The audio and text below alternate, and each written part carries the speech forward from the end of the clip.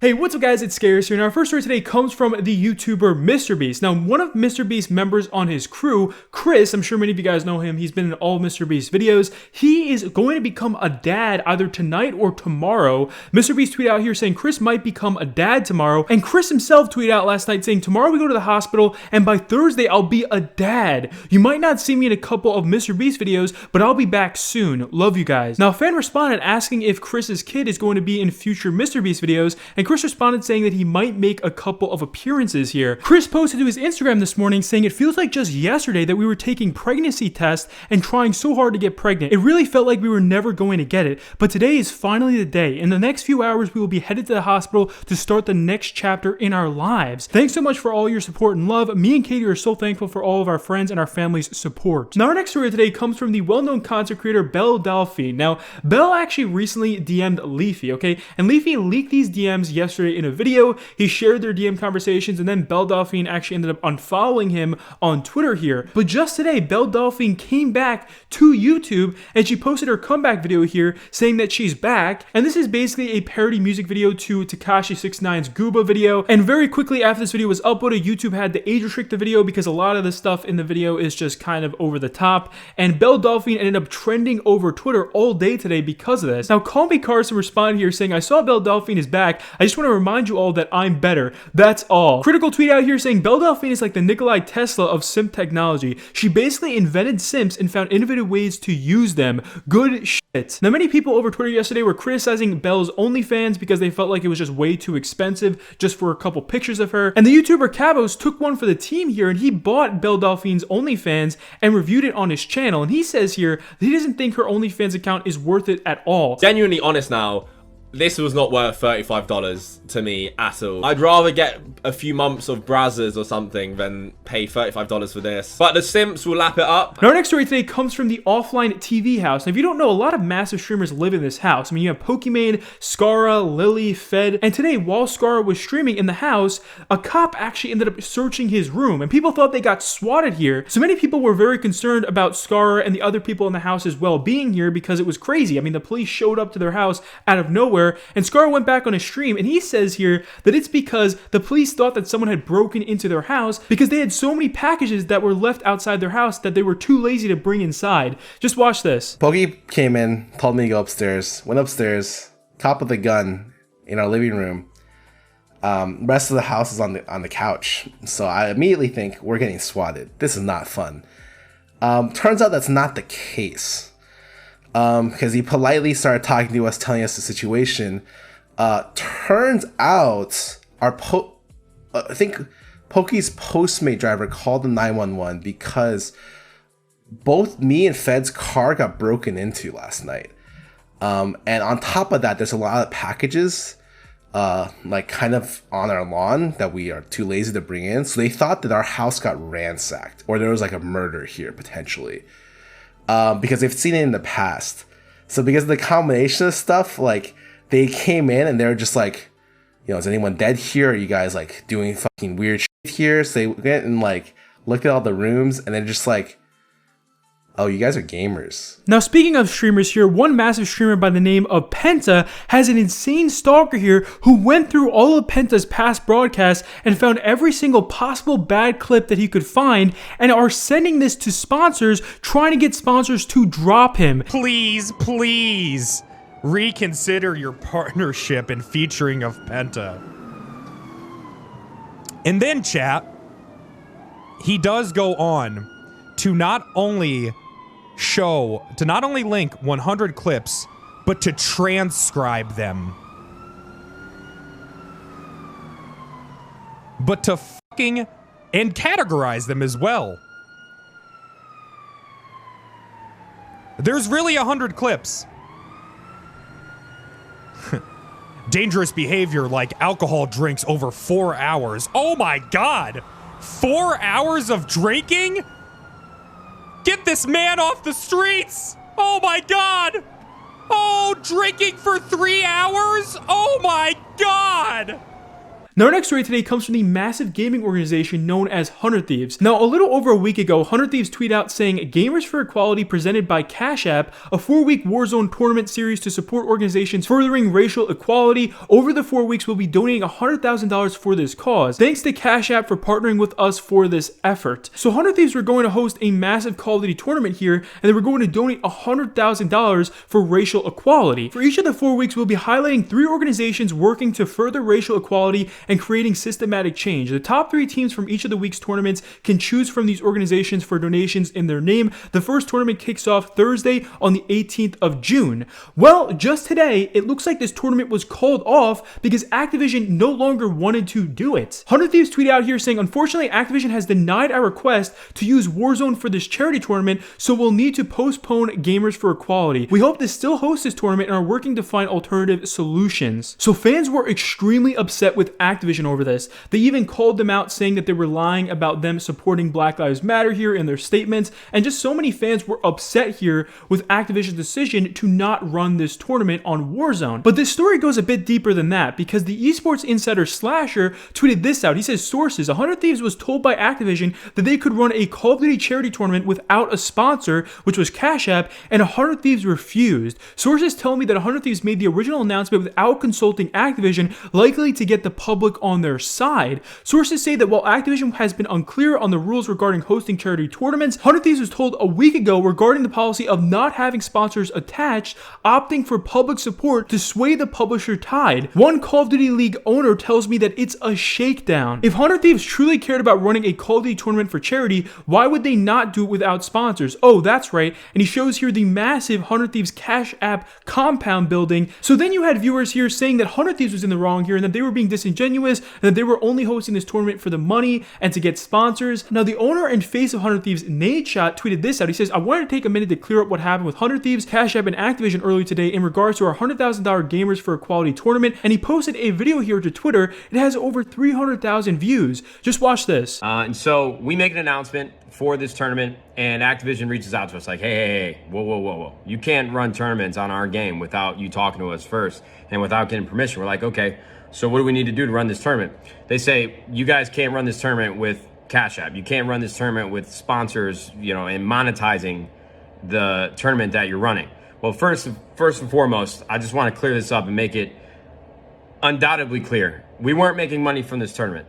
We might have gotten more exposure from other streamers that are bigger than me playing in the tournament, but we weren't making money from this tournament. We weren't monetizing it like we normally do with our sponsorships and the content that we create. This was just solely $100,000 was going to go to charity. That was it. And so they asked us to remove the sponsors, and we couldn't. Like, Cash App was putting up the money for charity. And so ultimately they said, you're not running this tournament. We said, okay, we'll go do it with another game. We'll go do it with another publisher. This is fine. So we go on social media because people have been asking, well, the tournament's tomorrow. Are you going to announce teams? What's happening? We say, hey guys, Activision denied our request and the tournament is no longer happening. That was it. I just want that to be clear. That was all we were trying to convey on social media. I promise you guys that we will figure out another game to do this with another publisher, and it's going to be just fine. I respect Activision's position. I understand that they wanted us to remove the sponsors. I understand that they might not want other organizations just freely running tournaments without them giving clearance or permission. I understand Activision's permission. I don't think this was Activision slighting social justice and Black Lives Matter. This is not what this was supposed to be. Now, our next story today comes from the well-known YouTuber Count Dankula. Now, if you don't know what happened with him, back in 2016, he made a video where he pretty much just taught his dog to do the Nazi salute, okay? It was a total joke video, and he didn't mean anything bad by it. If you knew this guy, you know that he doesn't have a bad bone in his body, and he's just completely joking in this video. My girlfriend is always ranting and raving about how cute and adorable her wee dog is. And so I thought I would turn them into the least cute thing that I could think of, which is a Nazi. and many people thought this video was funny. It made it to the front page of Reddit. It went completely viral. It made millions of views. Well, the UK government did not find this video funny at all. They ended up actually arresting him for this. He was charged with a hate crime. It was absolutely insane. YouTube then had to take down his video. I mean, the whole situation was just so ridiculous, and the mainstream media blew it out of proportion. And to be honest, it's very similar to the PewDiePie situation that happened back in 2016. Now, we even talked about this story a couple years ago because a YouTuber was getting completely screwed with by his own government, and it was a huge free speech debate that was going on in the YouTube community when this happened. But Count Dankula started a GoFundMe, and Count Dankula has been using that money from his GoFundMe to appeal to the UK government. And he spent so much money so far because he just can't get anywhere. I mean, they're literally just blowing him off at every single turn. He's brought this to so many different courts in the UK so far, and he says, you know what, screw it. He uploaded a video today saying that he is thinking about bringing this situation to the European Court of Human Rights. That's right, he's going to actually sue the UK. The problem is, if I do go ahead with the European Court of Human Rights thing, that would drain the last of the money. And it is your money. I know that you gave it to me for the purpose of the appeal, but then it means that no money would be going to charity. So I'm putting it up to a vote. I've got a poll that I've created. I've put it down below. And I think I'm going to title the poll, Should Count Dankula versus the United Kingdom happen? So he started a poll here asking people if he should use the rest of his GoFundMe money to fight the UK or if he should send the money to charity. And it turns out that 95% of people said yes here. People overwhelmingly want to see him actually fight this and go to court and actually go after the UK here for messing with his human rights. Now, our next story today comes from the YouTuber Jeremy from Geeks and Gamers. This guy is a very well-known YouTuber, and he ended up getting canceled. He got taken down off of Twitter. Krista tweeted out here saying, wow, so what happened? D-Day Cobra officially got canceled, and it looks like Jeremy was taken down off of Twitter because of Naughty Dog. They sent him multiple DMCA takedowns, and they ended up getting his entire Twitter account removed. Just watch this. So I posted this because this is what you get when you get, it's the account was locked. What happened? Your account has been locked because Twitter received a complaint, DMCA Act notice, blah, blah, blah, blah, blah. You have to hit start. You have to go through the prompts, go through the continue. Yes, you understand. And I did that, and then I posted this image, and it said, LOL, fuck Naughty Dog. So right after that, that was up for just a few minutes, and then all of a sudden, people started telling me that, hey, your account has been suspended. You're gone. Your account's been nuked. Now, our next story today comes from TikTok. So it looks like a lot of YouTubers recently have been getting their videos copyright claimed because they use TikToks in their videos. This is really scary stuff because even my video got copyright claimed recently as well. I made a video that was 15 minutes long, and only 1 minute of the video was a David Dobrik TikTok, but we literally got copyright claimed over this. It was absolutely insane to me because this company was literally taking the money from our 15-minute video for only 1 minute of content that they claimed were theirs, which wasn't even their own content. I mean, it was from David Dobrik. Obviously, David wasn't even involved in this. And many other YouTubers have gotten copyright claims recently because they've shared TikToks in their videos. I'm Alex Tweet out here saying I will never ever understand how a company can claim videos on behalf of TikTokers that literally make their careers off of using other people's music in said videos they have claimed. It's either all fair use or none of it is. Team YouTube, please look into it. Not a big deal to me, but I do find it very odd that someone can claim something when I used other people's content originally. Also, it's not Troy's fault. It's a company that does it automatically that he probably has no idea about. Now, the YouTuber Sam Collins responded here saying, same man, I've made entire videos on other YouTubers using maybe 2 to 3 minutes total of their footage, no copyright. I used 10 seconds of a TikTok in my entire 10-minute video, and the TikTokers claim it successfully. Now, another YouTuber has been having problems with copyright on YouTube recently. His name is Pyrocynical. So Pyro recently posted this to his YouTube community tab. He said here, I thought I might use this more seeming as I don't have a Twitter. New videos finished, but it's been blocked worldwide. Looking at ways to release it from the gulag. So Pyro's video has been finished over the last few days, but he hasn't been able to release it because it's literally blocked due to a copyright claim from him using some of Lele Pond's movie here. Now, our next story today comes from the YouTuber James Charles. So James tweeted this out yesterday. He says, I just found out that one of my fan accounts faked cancer and their death. I understand people wanting to get noticed by their idol, but my mom's a cancer survivor and lying about something so serious just does not sit right in my heart. Now, our final final story today is a huge follow-up to the Gabby Hanna story we talked about in our last video. If you don't know what happened here, Gabby Hanna has recently been claiming that she has been shadow banned by YouTube. She's made so many streams and videos and posts on our Instagram and on our Twitter saying here that apparently her own subscribers are getting unsubscribed from her channel.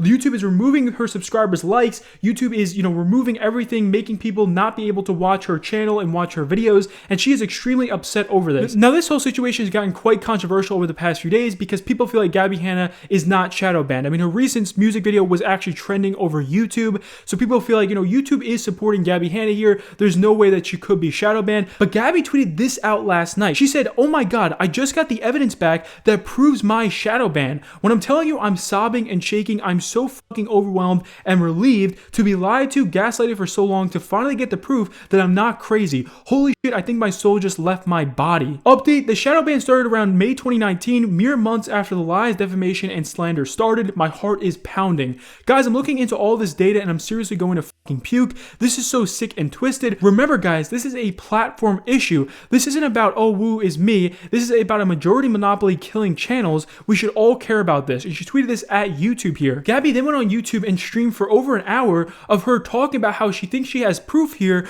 of YouTube shadow banning her by looking at some of the data on her channel. Now, during this live stream, Gabby Hanna said some pretty controversial things. The number one person you should be afraid of is somebody who has nothing to lose.